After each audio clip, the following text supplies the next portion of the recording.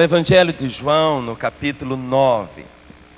Evangelho de João, capítulo 9. Meus irmãos, se nós tivéssemos apenas a descrição desse milagre, do capítulo 9 do Evangelho de João, eu posso afirmar que nós temos aqui também toda a Bíblia, num único capítulo. João, capítulo 9, a partir do versículo 1, diz assim: Caminhando Jesus, viu um homem cego de nascença. E os seus discípulos perguntaram: Mestre, quem pecou, este ou seus pais, para que nascesse cego? Respondeu Jesus: Nem ele pecou, nem seus pais, mas foi para que se manifestem nele as obras de Deus. É necessário que façamos as obras daquele que me enviou enquanto é dia. A noite vem quando ninguém pode trabalhar. Enquanto estou no mundo, sou a luz do mundo. Dito isso, cuspiu na terra e, tendo feito lodo com a saliva, aplicou aos olhos do cego, dizendo-lhe: Vai, lava-te no tanque de Siloé, que quer dizer enviado. Ele foi, lavou-se e voltou vendo.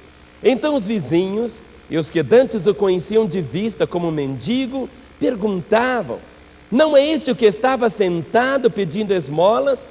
Uns diziam: É ele. Outros: Não, mas se parece com ele.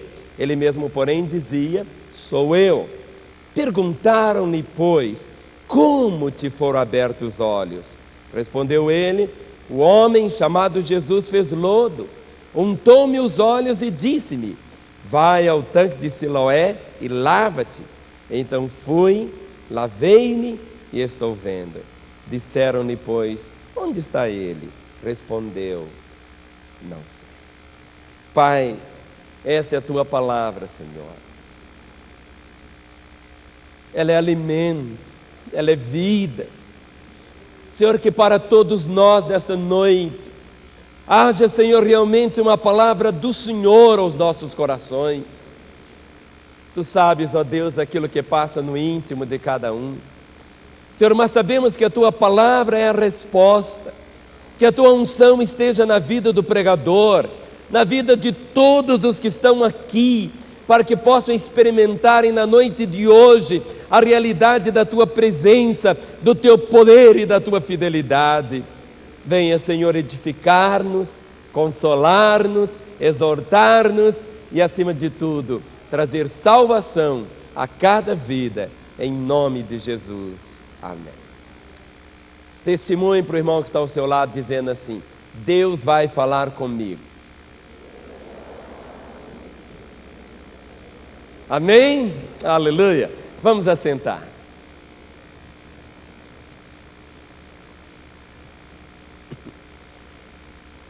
Fique com a sua Bíblia aberta nesse texto, João, capítulo 8. Como eu disse, se nós tivéssemos apenas só esta página da Bíblia, se a Bíblia não fosse um livro assim, como nós o conhecemos, se tivéssemos apenas esta página e esses 12 versículos, eu posso afiançar a você que nós teríamos aqui toda a Bíblia. Porque toda a vontade do Senhor e todas as indagações mais profundas da alma humana nós encontramos aqui. O texto começa dizendo: Caminhando Jesus, viu um homem cego de nascença. Se você acompanhar o Evangelho, você vai perceber Jesus sempre caminhando. Nem sempre ele ficava esperando que as pessoas viessem até ele. Era ele que ia até as pessoas. E por onde ele passava, diz a Escritura, que para isto se manifestou o Filho de Deus, para destruir as obras do diabo. Por onde Jesus passava, deixava como que uma esteira de vida, de bênção, de graça, de libertação, algo tão glorioso. E diz: caminhando Jesus, viu um homem cego de nascença. Primeira coisa que Jesus faz, ele vê o homem como homem. Jesus não vê os defeitos do homem em primeiro lugar. Jesus não vê simplesmente as suas falhas, os seus pecados. Jesus viu um homem. O homem que foi feito à imagem e à semelhança do Criador. Diz a palavra, Jesus viu um homem. Muitas vezes, pessoas podem participar de uma reunião com milhares de pessoas e ninguém o vê. Quantas pessoas podem chegar numa igreja e no final da reunião tem o coração marcado pela frustração, dizendo assim: ninguém me viu, ninguém me viu. Mas diz aqui a Escritura, Jesus viu.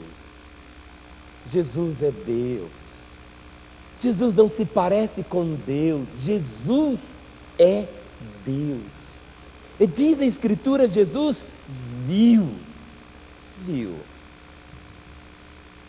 E Ele continua vendo. Quando você deita, não consegue conciliar o sono, muitas vezes as lágrimas, o remorso corroendo as suas entranhas, Jesus vê. Jesus vê os conflitos dentro do seu casamento. Jesus conhece todas as carências da sua alma. Diz a palavra, Jesus viu. Não existe absolutamente nada ou ninguém que consiga se esconder do Senhor. Não. Mas não pense que Jesus Cristo vê simplesmente para pisar sobre a pessoa, para esmagá-la. Há tantas pessoas que estão com a vida tão desgraçada, e Jesus Cristo não veio para acabar de desgraçar quem já está desgraçado. Ele veio para redimir, Ele veio para libertar, Ele veio para quebrar as amarras, Ele veio para trazer ao coração do homem respostas. Por isso a Escritura diz, caminhando Jesus, viu um homem. Era um homem defeituoso, era um homem cego, cego de nascença. Ou seja, ele nunca tinha tido a oportunidade de ver a beleza do que seja um arco-íris, uma flor, o sorriso de uma criança. Para ele a vida era uma mesmice. O dia e a noite era apenas controlado para ele, apenas por aquele termômetro. Do lado de fora era tudo igual, porque ele era cego. E diz o texto que ele era um mendigo. Ele não conseguia ver também, muitas vezes, a sujeira do seu corpo, os andrajos que cobriam o seu corpo. Aquele homem era um cego, cego de nascença. E diz a palavra que Jesus viu. Existem pessoas que dizem assim: Jesus só pode ver aqueles que brilham. Jesus só vê aquelas... Não, não é assim. Se você pudesse perceber, existem hoje cerca de aproximadamente 6 bilhões de seres humanos sobre a face da terra. Mas aos olhos do Senhor Jesus, é como se somente você existisse. Será que você consegue perceber isso? A capacidade de abstração de Deus é infinita também. Ou seja, aos olhos dele, é como se somente você existisse. Por isso que, caminhando Jesus, viu um cego de nascença. Os olhos não funcionavam. Tinha o lugar dos olhos no rosto, mas os olhos não funcionavam. Há tanta gente assim, que parece que a vida nunca sorriu para ele. Existem pessoas que acostumaram dizendo assim: eu nasci assim, não tem jeito, eu vou morrer assim. Há pessoas que dizem: esta é a minha sina, este é o meu destino, esse é o meu karma, é assim. Não! É exatamente por isso que a palavra do Senhor, de uma forma tão clara, proclama: caminhando Jesus. E quando lemos no Evangelho, percebemos que Jesus deixou a sua glória, veio caminhando até nós, nasceu como uma criança, veio, tomou forma humana. Para quê? Não foi simplesmente para fundar uma religião ou estabelecer simplesmente uma igreja. Jesus Cristo veio para salvar, Ele veio para libertar, Ele veio fazer com que o homem pudesse ser realmente o homem, o projeto primeiro de Deus. Naquela hora, os discípulos fizeram uma pergunta para Jesus no verso 2. E os seus discípulos perguntaram: Mestre, quem pecou, este ou seus pais, para que nascesse cego? Naquela época, os teólogos judeus tinham uma interpretação dizendo que quando alguém nascia aleijado, ou quando alguém nascia com um problema sério, uma situação assim, era em função do pecado dos pais. Os pais tinham pecado, ou ele mesmo tinha praticado um grande pecado, e ele agora estava colhendo as consequências. A Bíblia diz que Deus é um bom Deus. Vamos falar? Deus é um bom Deus. Diga para o irmão que está ao seu lado: Deus é um bom Deus. Deus é um bom Deus. Não sei de onde algumas pessoas tiraram uma ideia de um Deus vingativo e mau. Seu coração do Senhor expressa sua misericórdia. Deus é um Deus justo. A bondade envolve a justiça do Senhor. E a indagação dos discípulos era essa: quem pecou? Quem pecou? E o grande problema que muitas pessoas enfrentam é que sempre fica querendo saber quem o problema está ali e não é resolvido. É igual como um navio está naufragando, afundando, e os passageiros estão perguntando: quem foi o culpado do navio afundar? O importante não é saber quem foi o culpado, o importante o que é? Se salvar. Saber quem é o culpado não vai livrar. Saber quem é o culpado do naufrágio, só o saber, de forma alguma vai resolver o problema. É preciso o quê? Ser salvo. Aqui, quantas pessoas que colocam obstáculos na fé, exatamente porque ficam sempre dizendo: Mestre, quem pecou? Este os seus pais, para que nascesse cego. Agora a resposta de Jesus no verso 3. Respondeu Jesus. Jesus traz as respostas para a inquietação do coração do homem. Não existe uma única pergunta que você faça que ele venha desprezá-la. Ou seja, suas perguntas, suas indagações são válidas para Jesus. Não pense que ele vai dizer assim: bem, essa é uma pergunta tola, boba, inconsequente, quando dentro do seu coração há sinceridade. Existe realmente aquele desejo de conhecer. E diz a palavra: respondeu Jesus. E Jesus respondeu: nem ele pecou, nem seus pais. Primeira afirmação de Jesus: nem ele pecou, nem os seus pais pecaram, mas foi para que se manifestem nele as obras de Deus. Essa expressão, mas foi para que, tem o significado de, com o objetivo de, como resultado de manifestar a glória de Deus. Quando o homem pecou, a Escritura diz assim: porque todos pecaram e carecem da glória de Deus. Diz a Bíblia que quando Deus fez o homem, e Deus o colocou no jardim do Éden, o homem não estava vestido assim igual eu estou, de paletó, gravata. Dê uma olhadinha para o irmão que está ao seu lado. Ele está o quê? Vestido. Lá no jardim do Éden, o homem estava vestido com a glória de Deus. Por isso que a Bíblia diz: porque todos pecaram e destituídos estão da glória de Deus. Ou seja, foi o que? O homem desvestido da glória de Deus. Ou seja, ele estava envolvido com a glória de Deus. Era algo diferente. Quando ele pecou, a glória se perdeu. Por isso que o homem viu que estava nu, começou a se esconder, porque a glória de Deus o havia deixado. O que é a salvação? Basicamente, a salvação, quando a pessoa vem para Jesus, ele é vestido novamente com a glória de Deus. Os atos de justiça de Jesus nos envolvem. Vocês podem estar me vendo assim, mas Deus me vê de um modo diferente. Deus não está assim simplesmente me vendo com paletó, gravata, óculos, não é assim. Porque eu não sou assim. Isso é apenas a minha casca. É apenas onde eu moro. O nosso corpo é apenas a nossa morada. Nós somos um espírito, temos uma alma e moramos no corpo. Você não é isso que é do lado de fora, você é lá dentro.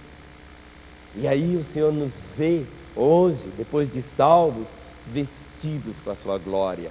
E aqui ele diz, para que se manifestem nele as obras de Deus. Essa obra de restauração, esta obra onde o Senhor vai agindo, desfazendo todas as obras do inimigo. E agora o Senhor para no versículo 4 e diz: é necessário que façamos as obras daquele que me enviou enquanto é dia. A noite vem quando ninguém pode trabalhar. Você já pensou que seria um dia sem luz, tudo trevas, tudo escuridão? Escuridão é falta de conhecimento, é falta da vida. E Jesus diz: é necessário que façamos as obras daquele que me enviou. Agora ele diz, não apenas ele não diz, é necessário que eu faça as obras daquele que me enviou. Ele diz, é necessário que façamos as obras daquele que me enviou.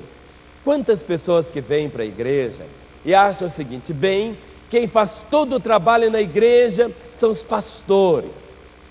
Não é bem assim. Todos nós somos sacerdotes. A minha oração, ela não é mais poderosa do que a sua oração. Não seja enganado achando que existem irmãos que têm uma oração mais poderosa. Não é assim. Se você tem uma nota no bolso de R$10 e outra pessoa tem uma nota de R$10, qual das duas que tem um valor maior? Ou qual das duas que vale mais? O mesmo valor, não é assim? Na oração é a mesma coisa.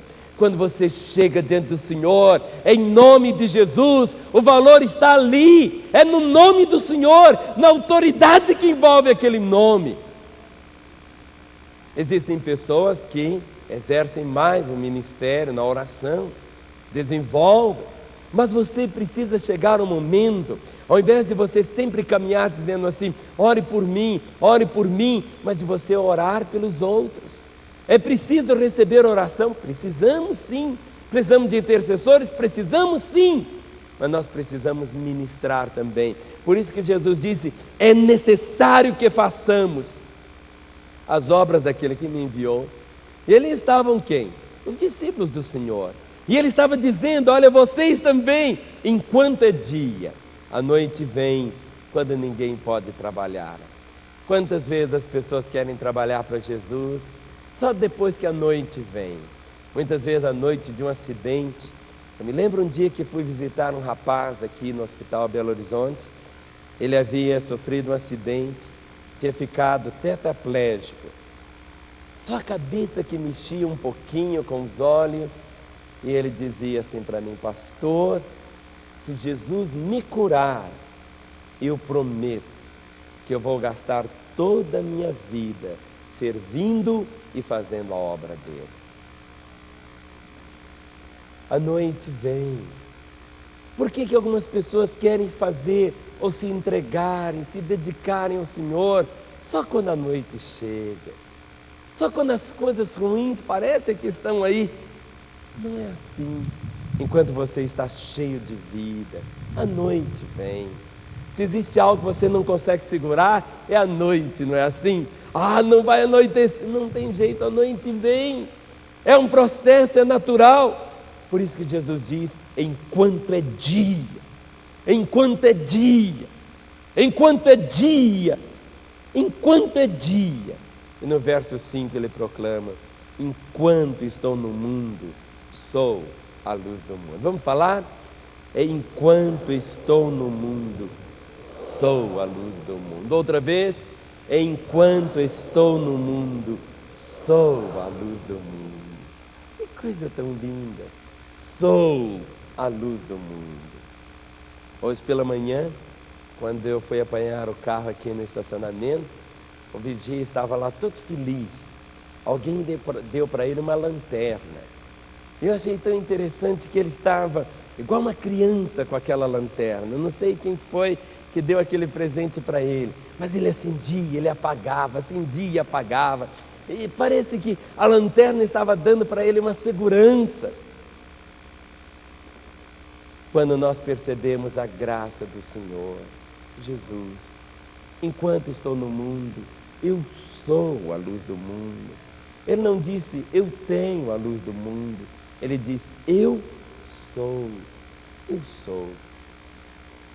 Mas ali, o céu continuava ali. Jesus estava conversando com os discípulos. E enquanto ele conversava, diz aqui no verso 6, dito isso, cuspiu na terra e, tendo feito lodo com a saliva, aplicou aos olhos do cego. Jesus, ele não tem um único método para chegar às pessoas. Porque se tivesse um único método, esse método seria uma religião. Ou seja, seria como que uma fórmula matemática para obter um resultado. É pena que algumas pessoas acham que a única maneira de Deus agir é daquela maneira. Eu não tenho absolutamente nada contra as pessoas irem no monte orar. Eu já fui muitas vezes no monte orar. Mas no momento quando o monte passa a ser o único lugar de oração, alguma coisa está errada. Porque Deus responde a oração no monte, em casa, no quarto, até no banheiro. Deus responde a oração quando eu estou de joelhos, quando eu estou em pé, assentado, andando. Então não existe um único método. Algumas vezes as pessoas dizem assim, eu fui orar de joelhos, aí o Senhor atendeu a minha oração e ele começa a orar só de joelhos. Pois bem, não é bem assim. Quando Jesus fez este milagre, foi de um modo assim criativo. Estava nos querendo legar um ensino, dizendo que ele pode chegar às pessoas de várias maneiras. E diz aqui o texto que ele fez isso, ele cuspiu na terra. Pode parecer algo assim esquisito, cuspiu na terra. Exatamente, ele cuspiu, fez lodo com a saliva e aplicou nos olhos do cego. O cego não estava vendo nada disso, né? Os outros que estavam em volta que estavam percebendo o modo como que o Senhor Jesus fez. E Jesus disse, vai, lava-te no tanque de Siloé, que quer dizer enviado. Ele foi, lavou-se e voltou vendo. Um milagre não se explica. Milagre você só crê. Porque você não consegue explicar um milagre. Milagre não se explica. Porque no momento que você explicar um milagre, ele deixou de ser milagre. O milagre, ele quebra a compreensão normal, natural. O milagre é milagre, você precisa apenas crer. Quando Jesus fez, untou os olhos daquele moço, deste homem aqui, com lodo, Jesus disse, vai, lava-te no tanque de Siloé, que quer dizer enviado. Ele podia perguntar, mas por que eu vou? O que está acontecendo? Ele não sabia que aquilo era lodo, feito com cuspe. Ele não sabia se aquilo era remédio. Ele não sabia o que era. Mas Jesus disse, vai. Há uma diferença muito grande entre a fé e a crença. A crença é alguma coisa da nossa cabeça. Fé é ação. Fé, a pessoa tem que agir. Fé é mais do que crer. Existem pessoas que creem, mas que não agem. Há pouco nós falamos sobre os dízimos. O dízimo, se a pessoa tem apenas a crença, ele diz assim, bem, se eu entregar meu dízimo, eu já ganho tão pouco, vai faltar, eu não vou conseguir nem pagar minhas dívidas. Mas o Senhor diz para você entregar. E o único modo de você entregar é entregando. Um ato de fé. Aí ele diz: fazei prova de mim. Aí você vai começar a perceber o quê? Os resultados advindos da sua obediência. Quando esse moço, a Bíblia não traz aqui o seu nome, quando Jesus disse: vai, lava-te no tanque de Siloé, que quer dizer enviado, diz aqui o texto, ele foi. Ele não sabia por que tinha que lavar, mas ele foi. Muitas vezes o incômodo nos leva a procurar. Quantas pessoas que vêm para o Evangelho por causa de um incômodo, ou seja, o lodo devia estar ali com muitas areias, muitos grãozinhos de areia, e aquilo devia estar se incomodando ele. Ele teria que ir, nem que fosse para tirar aquele incômodo. Diz aqui o texto, ele foi, lavou-se, e diz o texto, e voltou vendo. Como explicar isso? Para outros cegos, Jesus não usou o mesmo método. Em muitas ocasiões, Jesus curou tantos cegos, só com a sua palavra, só com um toque. Mas este foi assim, porque ele não queria que existisse um mecanicismo na fé. É algo diferente, livre, espontâneo. E diz aqui o texto, ele foi, lavou-se. E eu creio que quando ele lavou, não havia nenhum poder miraculoso naquela água. É pena que hoje as pessoas são muito supersticiosas.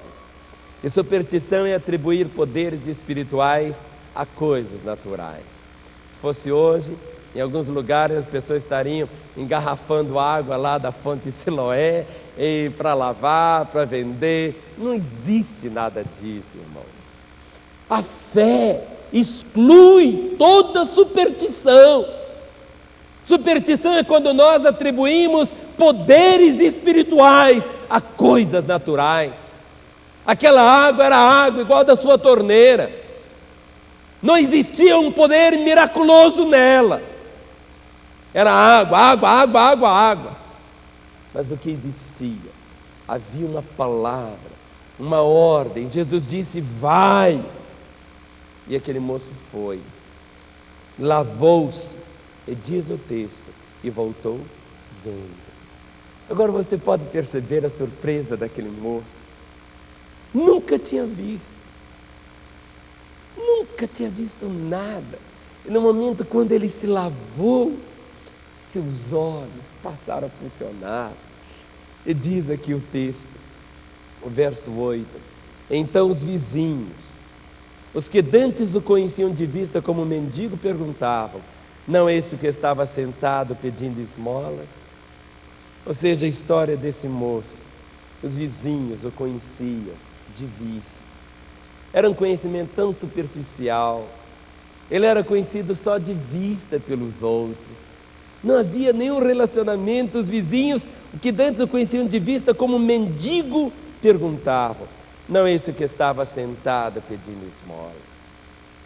Há um momento na nossa vida quando Jesus Cristo restaura a nossa dignidade. Só Jesus para trazer vida. Diz a palavra que Ele, sendo rico, por amor de nós se fez pobre, para que pela sua pobreza nos enriquecesse. Há tanta gente aí mendigando amor, mendigando amizade, mendigando compreensão, mendigando perdão, mendigando misericórdia. Tanta gente. Os vizinhos o conheciam apenas como um mendigo, dizendo: não é este o que estava sentado pedindo esmolas? Ou seja, a vida dele era essa: assentado, tinha entregue tudo, era a sua vida. Dizia, verso 9, uns diziam: é ele. Outros: não, mas se parece com ele. Ele mesmo, porém, dizia: sou eu. Há um testemunho. Se existe algo tão interessante, é que no seu local de trabalho todos te conhecem. E muitas vezes você viveu ali naquele seu local de trabalho durante 10, 12, 15 anos. E um dia você chegou, depois de ter entregue a sua vida a Jesus, você chegou assim, irradiando vida. Os outros olharam para você e diziam assim: o que houve? Você ganhou na loto, arranjou uma namorada nova, um namorado, o que houve? Aí você diz: olha, eu fui na igreja, ouvi falar de Jesus, o tomei como meu Senhor, como meu Salvador, Ele entrou na minha vida. Os outros vão começar a olhar para você assim meio, mas o que é isto? Não adianta querer segurar, porque os outros vão começar a ver. É isso que Jesus Cristo faz. Ou seja, as pessoas vão começar a falar assim: mas ele ficou meio, sabe, de outra religião. Não é nada de outra religião. Ele teve um encontro com o Senhor, um encontro com Cristo vivo, não um Cristo morto, um Cristo religioso, mas o Cristo vivo. E diz a palavra, não se parece com ele. Ele mesmo, porém, dizia: sou eu. O Evangelho muda. Se a sua vida não foi mudada ainda, precisa ser mudada. Se seus olhos não foram abertos ainda, precisam ser abertos. Porque a fé é muito mais do que uma religião. Ela precisa de algo. No verso 10, os vizinhos faziam a pergunta. Perguntaram-lhe, pois, como te foram abertos os olhos? Como te foram abertos os olhos? Quantas vezes seus amigos querem fazer essa pergunta, ficam constrangidos em fazê-la, mas eles querem saber. É por isso, irmãos, que nós temos que anunciar a palavra. A pregação do Evangelho não é simplesmente você subir nesse púlpito e pregá-la, é no seu dia a dia. Ou seja, as pessoas devem ver em você a própria graça da beleza de Jesus, da sua fidelidade, da sua misericórdia. Como te foram abertos os olhos? Verso 11 diz: respondeu ele, o homem chamado Jesus. Ele nunca tinha visto Jesus. Até então ele não tinha visto. Ele diz: o homem chamado Jesus. A palavra Jesus significa Salvador. Salvador. Ele diz: o homem chamado Jesus fez lodo, untou-me os olhos e disse: vai ao tanque de Siloé e lava-te.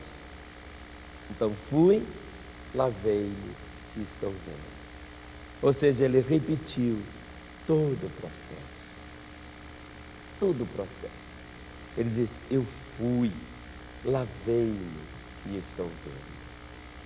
Qualquer pessoa pode experimentar a graça da salvação num ato de fé. Eu fui. Eu recebi Jesus na minha vida. Eu criei nele como meu Senhor e meu Salvador. Eu fui à frente. Eu o tomei na minha vida como meu Senhor. Eu fui. Ele não diz simplesmente: eu ouvi, continuei ouvindo. Eu fui, lavei-me e estou vendo. Nesta noite, esse mesmo milagre, em suas proporções no sentido espiritual, este mesmo milagre pode e deve acontecer na sua vida. Não apenas pode. Jesus Cristo trouxe você hoje à noite aqui, exatamente para que você pudesse saber que Ele te vê, que Ele te ama e que Ele tem o melhor para o seu coração. O melhor que Ele tem não é simplesmente só abrir a porta de um emprego para você, porque isso para Ele é muito fácil. O melhor de Deus é poder abrir os seus olhos, trazer para você a compreensão de poder ver a vida como Ele a vê, e que você precisa vê-la também assim. Por isso diz o texto: caminhando Jesus, viu um homem cego de nascença. O mais importante não é como as coisas começam, é como elas terminam. Começou aqui com um homem cego e terminou com esse mesmo homem vendo. Que nesta noite, de uma forma tão gloriosa, seus olhos também venham ser abertos para ver Jesus. Amém? Por um momento, vamos nos colocar em pé. Dê a mão à pessoa que está ao seu lado agora, porque nós vamos orar. Que ninguém fique sozinho. Ninguém fique sozinho. Dê a mão a alguém. Diz a palavra: caminhando Jesus, viu um homem cego de nascença. Curve a sua cabeça, feche os seus olhos. Nessa noite, o mesmo Jesus que viu aquele homem, vê você também. Ele vê o seu coração, Ele te conhece. Debaixo daqueles andrajos e daqueles olhos mortos, havia um homem.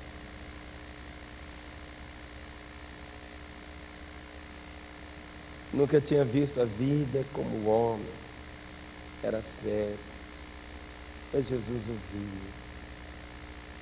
Ele não podia ver Jesus porque ele era cego, mas Jesus o viu. Você tem buscado Deus, você tem buscado milagre na sua vida. Há um momento de um basta na sua história, há um momento quando você quer que as coisas venham ser diferentes.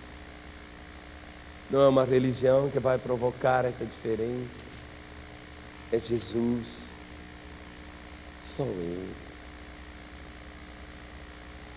Talvez você esteja mergulhado em tantas indagações: quem, o quê, por que isso, por que isso?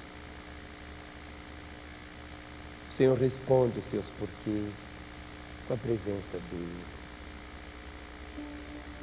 o amor dEle. Ele não veio para trazer mais culpa sobre você. Hoje é esse tempo de Deus para você. A noite vem quando ninguém pode trabalhar. Enquanto estou no mundo, sou a luz do mundo. De um modo como só Ele pode fazer. Cuspiu na terra, fez lodo com a saliva, aplicou aos olhos do cego, dizendo: vai, lava-te no tanque de Siloé. Ele foi, lavou-se e voltou vendo. Você já está aqui na presença de Jesus.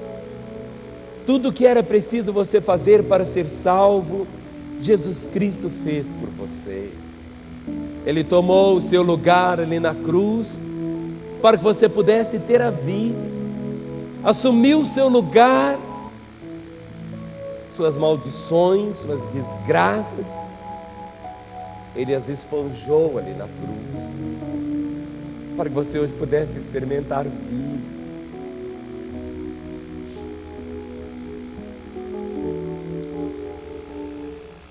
Façamos a obra daquele que me enviou, enquanto é dia. A noite vem. Hoje é dia para você. Você que continua aí no seu lugar, parece que suas pernas estão pesando 2 toneladas. Deixe. Tudo o que era preciso você fazer para ser salvo, Ele fez por você. Aquele cego, ele disse: vai, lava-te. Ele não sabia como iria operar o milagre, mas ele foi. Quando eu digo a você para vir, você vai experimentar algo. Nesta noite, vocês estão fazendo a decisão mais importante na história de vocês. Tudo vai ser diferente a partir de agora. Como tudo passou a ser diferente na história daquele cego. Todos o conheciam apenas como um cego mendigo, mas Jesus trouxe a capacidade para ele ver. Deixou de ser um mendigo para ser um filho de Deus. Você não está vindo para uma religião ou para uma igreja. Você está vindo para muito mais do que isso. Está vindo para esse encontro com Jesus. O povo de Deus vai estender suas mãos sobre vocês agora. Todos que estão aqui, fechem os olhos. E vocês vão repetir comigo uma oração dizendo assim. Fale comigo, diga assim: Senhor Jesus. Diga bem alto: Senhor Jesus, nesta hora eu abro meu coração e te recebo como meu Senhor e meu Salvador. Eu creio que tu morrestes na cruz em meu lugar e que o Senhor ressuscitou para minha justificação. Eu tomo posse agora do teu perdão e da vida eterna. Com as mãos erguidas sobre eles, toda a igreja, ore comigo dizendo: ó Deus e Pai, em nome de Jesus, eu ligo estas vidas com o teu poder, com a tua graça, com o teu sangue. Eu quebro delas, na autoridade do teu nome, todo o poder das trevas e as ligo contigo, no nome de Jesus. Amém.